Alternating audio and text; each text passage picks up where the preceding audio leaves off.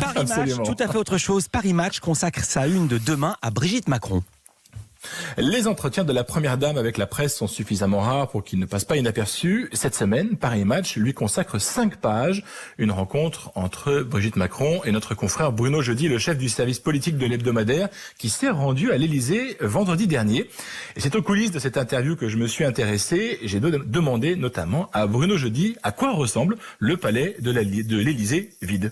Ce qui m'a frappé d'abord en allant voir Brigitte Macron, c'est de découvrir un palais d'Élysée vide. C'est 25 ans que je fais du journalisme politique, je vais très très souvent dans ce palais, c'est plutôt une ruche, il y a beaucoup de monde, il y a beaucoup d'huissiers, et là il y a vraiment personne. C'est vrai que le palais est vide, on est allé dans le bureau de Brigitte Macron, dans un salon de visioconférence, on a traversé le palais et on a croisé pratiquement personne.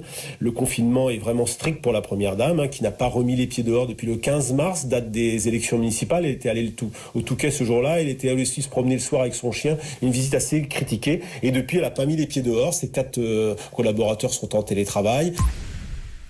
Et voilà donc Brigitte Macron, comme le reste des Français, confinés. Bruno Jeudi nous explique comment elle occupe ses journées. Confinée à l'Élysée, en fait, Brigitte Macron s'est trouvé une cause, une activité à plein temps, un job, comme elle dit. C'est celui de la Fondation des Hôpitaux de Paris, Hôpitaux de France, où elle s'est littéralement emparée de cette fondation. Elle a ramassé beaucoup d'argent et elle s'occupe de le dépenser, d'aider les soignants et les patients. Chaque soir, elle téléphone à ses enfants et ses petits-enfants. Elle déjeune parfois avec son mari, un peu plus d'ailleurs que d'habitude, parce que finalement, elle le voit plus souvent.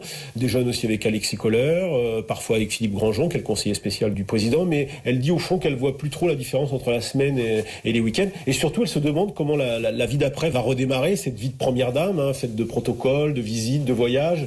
Et en fait, elle a un peu abandonné toute cette vie. Alors, elle téléphone à quelques homologues, elle a eu Melania Trump notamment au téléphone, mais on sent bien qu'elle a trouvé, au moment de ce confinement, sa voie, qui est vraiment la fondation qu'elle est en train de transformer, qui devient l'objet principal de ses journées et une cause pour laquelle elle veut poursuivre au-delà de la période de confinement.